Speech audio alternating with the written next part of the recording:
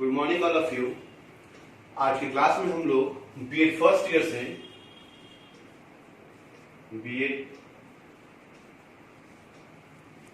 Year से paper C4 को देखेंगे, जिसमें हम लोग यूनिट फर्स्ट को अभी देख रहे हैं। और इसके अंतर्गत लास्ट क्लास में हम लोगों ने देखा था कि बच्चों में भाषाई विकास,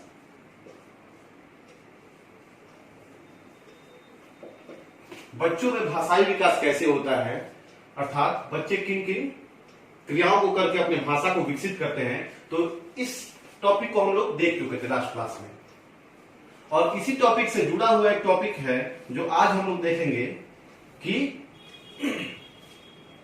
भाषाई विकास की विशेषताएं। क्या क्या कैरेक्टरिस्टिक्स है लैंग्वेज डेवलपमेंट का। तो ये जो टॉपिक आज का है, भाषाई विकास की विशेषताएं, इसको हम लोग कह सकते हैं कि यह बच्चों के भाषाई विकास का अगला चरण है। तो आज का जो टॉपिक है भाषाई विकास की विशेषताएं, आज हम इसे देखेंगे। तो भाषा विकास की जो विशेषताएं हैं, भाषा विकास की जो विशेषताएं हैं, आज हम उन्हें डिस्कस करेंगे, जिसमें कि हम लोग यह देखेंगे कि जब बच्चों में भाषाई विकास होता है उस क्रम में क्या क्या कौन कौन से विशेषताएं हैं, हम उसे चर्चा करेंगे। तो इसमें पहला जो विशेषता है भाषा विकास का, वो है शब्द भंडार में वृद्धि, वर्ड पावर। किसी चीज को बोलने के लिए हम, तो यह बात वर्ड पावर की हो रही है। अर्थात जब बच्चे का भाषा विकास का क्रम चलता है, तो इस क्रम में यह जो क्रम हम लोग देख रहे हैं, जो भाषाई विकास का क्रम आगे की तरफ बढ़ रहा है, इस क्रम में क्या होता है, जो शब्द भंडार है, जो शब्दों की भंडार है, उसमें बहुत ही तेजी से उछाल होती है, बहुत ही ज्यादा वृद्धि होती है। वृद्धि इसलिए होती है क्योंकि बच्चा हद से ज्यादा जिज्ञासु होता है, वो हद से ज्यादा सीखने की प्रवृत्ति रखता है, और इसी सीखने के क्रम में वह सारे लोगों का कोई वर्ड चुन चुन के अपने शब्दकोश में भरते चला जाता है। तो वहां सबसे पहला जो विशेषता देखने को मिलता हुआ है शब्द भंडार में वृद्धि। यहाँ बच्चों के अंदर जो पहला विशेषता वो होने लगता है कि बच्चों में शब्द भंडार तीव्र गति से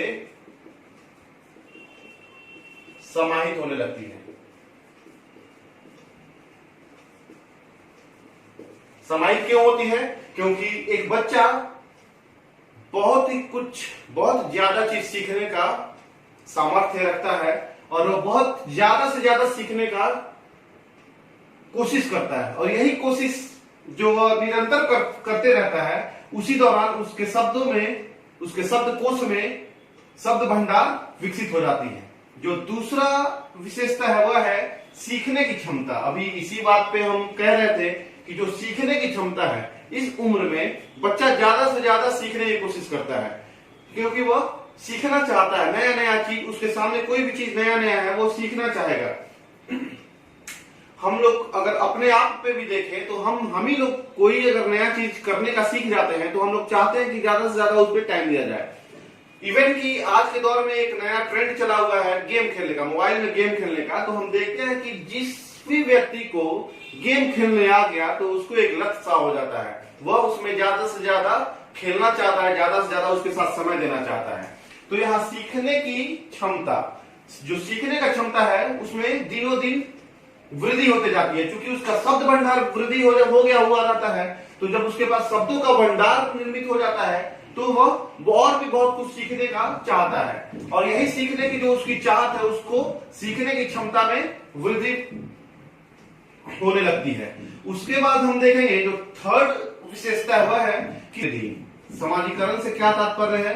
समाजीकरण से यह तात्पर्य है कि हम लोग या कोई भी बच्चा किसी ना किसी समुदाय में, किसी न किसी परिवेश में, किसी न किसी समाज में ही जन्म लेता है, और वहीं पे अपने आप को विकसित करता है सर्वांगीण रूप में, और फिर उसी समाज के भीतर वह मृत्यु को प्राप्त करता है। तो समाजीकरण से कोई भी अछूता नहीं रहा है। समाजीकरण बहुत ही महत्वपूर्ण है। तो समाजीकरण के लिए क्या आवश्यक है? भाषा का होना आवश्यक है कि एक भोजपुरी बोलने वाला व्यक्ति अगर चला जाए दूसरे लैंग्वेज को बोलने वाले व्यक्तियों के बीच में, जैसे अगर हम बिहार की ही बात करें तो एक भोजपुरी बोलने वाला व्यक्ति अगर चला जाए मिथिलांचल के क्षेत्र में और मिथिला भाषी लोगों के बीच में बैठ जाए, तो वहां वह अपने आप को क्या महसूस करेगा? वह अपने आप को असहज महसूस करेगा, क्योंकि उस समाज के परिवेश में वह अपने आप को अपने भाषा के द्वारा अपने आप को नहीं ढाल पा रहा है। तो समाजीकरण में वृद्धि के लिए उस समाज की भाषा को जानना बहुत ही आवश्यक है। जैसे हमारा जो समाज है वो भोजपुरिया इलाका में आता है, भोजपुरी यहाँ बोलने वाले लोग ज्यादा है, तो हमें किस चीज की आवश्यकता है? इस समाज में रहने के लिए भोजपुरी बोलने की आवश्यकता है। ठीक वैसे ही जैसे मिथिलांचल के लोग हैं, तो वहां पे वो व्यक्ति ज्यादा आसानी से समाजीकरण को अपने कर सकता है कि जो व्यक्ति मिथिला बोलने वाला हो, जो व्यक्ति मिथिला बोलने में मिथिला का जो भाषा है वह बोलने में सक्षम हो। तो समाजीकरण में वृद्धि किसके द्वारा होता है? भाषा के द्वारा। क्योंकि भाषा अगर हम जान रहे हैं तो किसी भी समाज की बात हो और उस समाज में हम अपने आप को समायोजित बहुत ही अच्छे तरीके से कर सकते हैं, अपने आप को सामंजस्य करा सकते हैं उस समाज में। तो समाजीकरण में वृद्धि भाषा के द्वारा हो जाता है। और बच्चा जब भाषा सीख लेता है, जैसे हम लोग ही अगर छोटे होंगे उस समय जब भोजपुरी बोलते होंगे तो इस समाज के लोग हमको भी अपना ही अंग मानते होंगे। तो समाजीकरण के लिए भाषा का होना बहुत जरूरी है। उसके बाद जो बात आती है कि अनुकरण क्षमता की, अर्थात अनुकरण किसे कहते हैं? किसी दूसरे के किए गए काम को देखकर उस सेम टू सेम उसी की तरह काम को किया जाए, इसी कॉन्सेप्ट को अनुकरण का नाम दिया गया है। तो अब हम इसे देखेंगे कि अनुकरण क्षमता में वृद्धि कैसे है। तो अनुकरण क्षमता में वृद्धि, जब किसी बालक को, बहुत बार ऐसा होता है कि हमारे सामने नए नए ध्वनियों का उच्चारण होता है और वह जब बच्चा छोटा रहता है, क्योंकि बात हो रहा है बच्चों के भाषा विकास की विशेषता, तो जब बच्चा छोटा रहता है तो वह अपने आसपास के लोगों का ध्वनि उच्चारण सुनता है। और कुछ ध्वनि उच्चारण ऐसे भी होते हैं जो उस बच्चे के कानों में जाने के बाद उस बच्चे को प्रभावित करते हैं उस ध्वनि की तरफ, और वह बच्चा चाहता है कि मैं भी इस ध्वनि का उपयोग करूं अपने जीवन में, मैं भी इस ध्वनि का प्रयोग करूं। और तभी वह क्या करने लगता है? उस ध्वनि का अनुकरण करने लगता है, दूसरों की बातों को सुनकर उसका उच्चारण करने लगेगा, उसका अनुकरण करने लगेगा। तो यहाँ पे कहीं ना कहीं बच्चों में अनुकरण करने की जो क्षमता है उसमें बहुत ही ज्यादा वृद्धि हो जाती है। और वृद्धि से तात्पर्य है कि बच्चा खुद चाहने लगता है कि हम इस ध्वनि का प्रयोग करें, क्योंकि बच्चों के सामने तो सैकड़ों के संख्या में लोग आसपास रहते हैं। तो किसी व्यक्ति का कोई ध्वनि उसे प्रभावित करेगा, किसी व्यक्ति का कोई भी ध्वनि प्रभावित करेगा, लेकिन वह बच्चा क्या करेगा? वह बच्चा सारे ध्वनियों का उपयोग करना चाहेगा। तो अपने अंदर वो क्षमता विकसित करना चाहेगा कि मैं इन सारे लोगों का जो भी ध्वनि प्रभावित कर रहे हैं मुझे, उन सारे ध्वनियों का उपयोग करूं, प्रयोग करूं। उसके बाद जो है भाषा के सरलतम प्रयोग का विकास। यहाँ पे किस चीज का है बात? सरलतम प्रयोग का, यानी कि सिंपल, जो सबसे सिंपल प्रयोग है। हम कैसे भाषा का सिंपल प्रयोग कर सकते हैं, बच्चा उस पर ध्यान देता है। बहुत सारे बच्चे ऐसे होते हैं कि जिनको कोई पर्टिकुलर वर्ड बोलने में कठिनाई होता है। जैसे अगर हम बात करें कि कोई बच्चा यह नहीं कह पा रहा है कि अभी पानी बरस रहा है, यहां पे पानी बरस रहा है। अगर एक लाइन हम लोग ऐसे दें कि कोई बच्चा ऐसा भी है जो ये नहीं कह पा रहा है कि अभी पानी बरस रहा है, इस बात को नहीं कह पा रहा है, स्पेशली इस बात को, बरसना के बात को नहीं कर रहा है, और बरस को वह बसर कह रहा है, बसर। यहां पर उसका जो प्रोनाउंसिएशन है वह बरस को बसर में कन्वर्ट कर दे रहा है। तो वह क्या करेगा? वह अपने दिमाग से, वह अपने बुद्धि विवेक से भाषा के सरलतम प्रयोग का विकास करेगा, यानी कि इस लाइन को ही वह चेंज कर देगा। तो वह क्या बोलेगा कि अभी बारिश हो रही है। यहां पे वो क्या किया?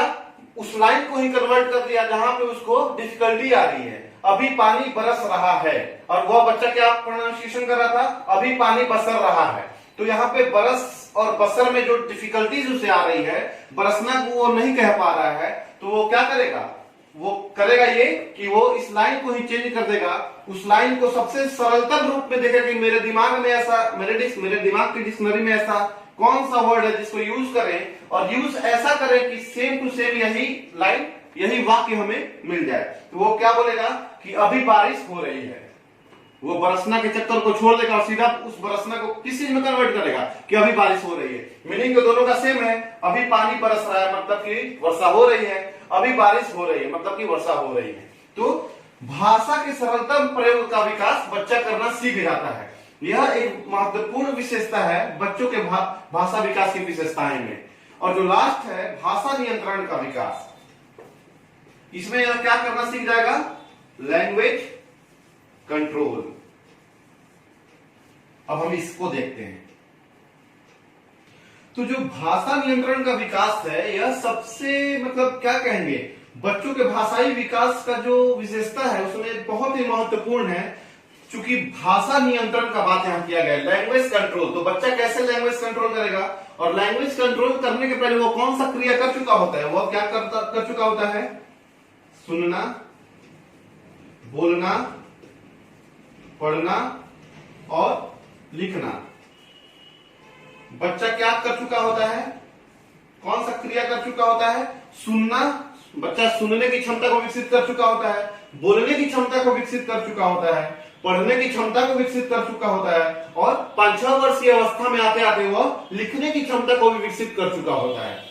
और इन सबों को विकसित करने के बाद इन चारों क्षमताओं को 1 2 3 4 इन चारों क्षमताओं को विकसित करने के बाद बच्चा क्या करता है, अपने मस्तिष्क, अपने उंगली और अपने आंख, बच्चा अपने मस्तिष्क यानी कि अपने इंटेलेक्चुअल डेवलपमेंट के द्वारा, बच्चा अपने उंगली के द्वारा और बच्चा अपने आंख के द्वारा, इन तीनों के अंतर्गत क्रिया करके सामंजस्य स्थापित करता है। इन तीनों चीजों में सामंजस्य स्थापित करता है। उसके बाद ही बच्चा किसी भी बात को या किसी भी भाषा का नियंत्रण कर सकता है कि उसे कब किस चीज की, कब किस वर्ड की जरूरत है, कब किस वर्ड को वो बोले और किस सटीक स्थान पे उस वर्ड का यूज करे। यह बच्चा कब सीख पाता है, जब बच्चा में भाषा नियंत्रण का विकास हो गया होता है। और बच्चा में भाषा नियंत्रण का विकास तभी होगा जबकि वह इन चारों क्रियाओं को पूरा कर लिया हो। और इन चारों क्रियाओं को पूरा करने के बाद जब बात अंतिम में लिखने की आती है तो वह क्या करता है, मस्तिष्क, उंगली और आंख के बीच में सामंजस्य स्थापित करता है और उसके बाद वह बच्चा अपने भाषा पे नियंत्रण पा जाता है। तो इस प्रकार से हम लोग देख लिए कि बच्चों के अंतर्गत भाषा विकास की विशेषता क्या है। अब जो नेक्स्ट क्लास होगा हम लोगों का, उसमें हम लोग देखेंगे कि भाषा अभिव्यक्ति की